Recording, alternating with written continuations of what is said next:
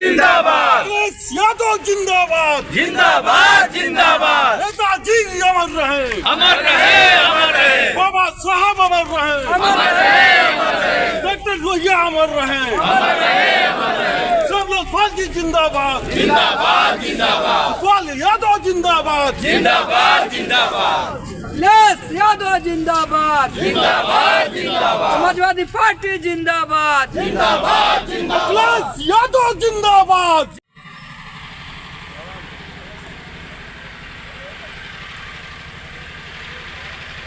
अध्यक्ष जी, आज गाजीपुर आपका दौरा है और भव्य रूप से आपका स्वागत नेताओं ने किया गाजीपुर के, क्या करना चाहेंगे? देखिए, आज गाजीपुर आने का मकसद, पिछले दिनों में कई कार्यक्रम गाजीपुर में शादी के कार्यक्रम रहे हैं हमारे कार्यकर्ताओं के परिवार से, और इसी बीच में हमारे पार्टी के नेता हैं श्यामलाल बिंद जी, पिताजी का इंतकाल हो गया। तो मैं ऐसे परिवार में संवेदना व्यक्त करने के लिए और जहां शादी के कार्यक्रम थे उन परिवारों में भी गया और परिवार के लोगों से मिल करके वहाँ बेटियों को आशीर्वाद भी दिया गया।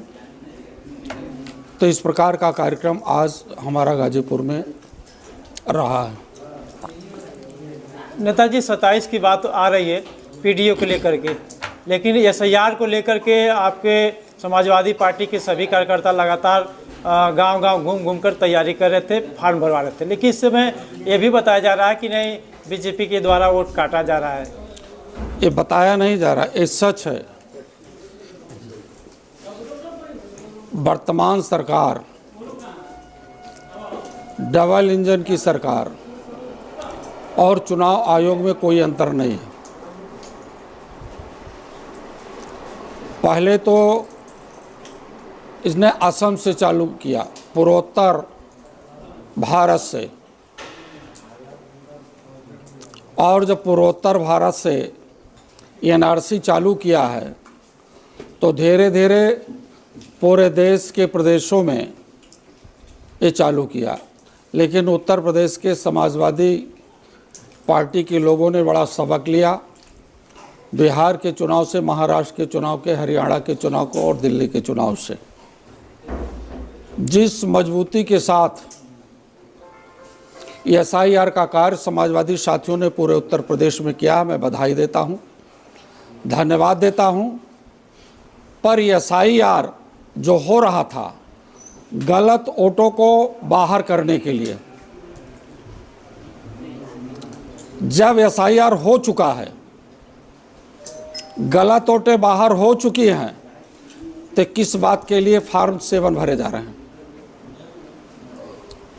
फॉर्म 7 के माध्यम से ये जाति कर रहे हैं, सरकार जाति कर रही है। मुख्यमंत्री के कार्यालय से जाति अधिकारियों के पास फोन आ रहे हैं कि समाजवादियों की पीडीए की वोट को कम करो।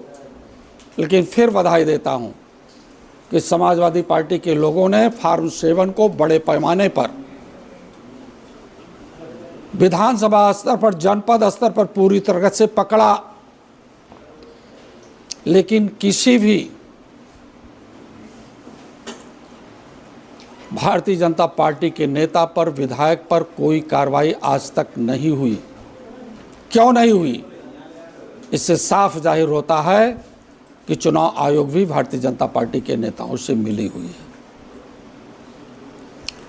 यदि एक अधिकारी पर, गलत अधिकारी पर कार्रवाई हो गई होती तो साफ फॉर्म 7 की जरूरत ही नहीं थी। फॉर्म 6 का प्रयोग करो, फॉर्म 8 का प्रयोग करो।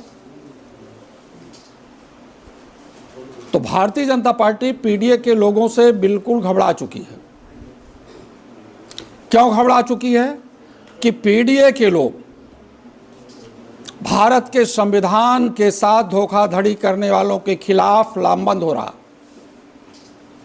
लोकतंत्र बचाने के लिए अग्रसर है। जो देश के शोषित वंचित पीड़ित लोग हैं, जिनको आगे बढ़ने का कभी अधिकार नहीं मिला, संविधान के द्वारा आरक्षण मिला, ऐसे लोग समाजवादी पार्टी के नेता आदरणीय अखिलेश यादव जी के नेतृत्व में इस देश में सामाजिक न्याय का राज स्थापित करना चाहते हैं। देश में जिसकी जितनी संख्या है उस संख्या के हिसाब से सबकी भागीदारी हो, इसलिए समाजवादी पार्टी के राष्ट्रीय अध्यक्ष जी वो जाति जनगणना के सवाल को आप देश की पार्लियामेंट, देश की असेंबली के साथ साथ गांव के गली कूचों में भी इस बात का पैगाम हमारे नेता लोग दे रहे हैं, हमारे कार्यकर्ता दे रहे हैं कि जब तक देश में जाति जनगणना नहीं होगी तब तक इस देश के वंचितों को अधिकार नहीं मिलेगा। इसलिए जाति जनगणना हमारा प्रमुख आधार है। चुनाव टलने का कारण क्या है? बताया जा रहा है कि चुनाव टलेगा। कौन सा चुनाव? ये पंचायत का जो त्रिस्तरीय चुनाव, पंचायत के चुनाव से भी घबरा रही है कि इसमें समाजवादी पार्टी के लोग जीत करके आएंगे, समाजवादी पार्टी के लोग प्रधान बनेंगे, जिला पंचायत बनेंगे, ब्लॉक प्रमुख बनेंगे, जिला पंचायत सदस्य बनेंगे, जिला पंचायत अध्यक्ष बनेंगे। इसलिए पंचायत के चुनाव से घबरा रही है। और इसी पंचायत के चुनाव में जो महिलाएं घर की चारदीवारी के बाहर नहीं निकल पाती थी, माननीय नेताजी धरती पुत्र नेताजी ने इन्हें महिलाओं को आरक्षण दिया कि महिलाएं भी अपनी चौखटों से निकल करके वो पंचायत के चुनाव में अच्छी संख्या में भागीदारी लें। आज नतीजा उसका रहा कि महिलाएं भी बढ़ चढ़ करके जिला पंचायत अध्यक्ष हुई, ब्लॉक प्रमुख हुई। यही नहीं कि एक समाज के, उसमें एससी समाज, ओबीसी समाज, हर समाज की महिलाएं आगे आई और उन्होंने अपने सम्मान को अपने लोगों के बीच में जाकर के दिखाया। लास्ट में पीडीए के लोगों को क्या संदेश देना चाहेंगे? पीडीए के लोगों को संदेश मिल चुका है और उसी संदेश को लेकर के वो अपने गली कूचे बूथों पर जम करके भारतीय जनता पार्टी के लिए एक ऐसा अस्त्र तैयार कर रहे हैं कि 2027 में भारतीय जनता पार्टी की हुकूमत उत्तर प्रदेश से खत्म होगी।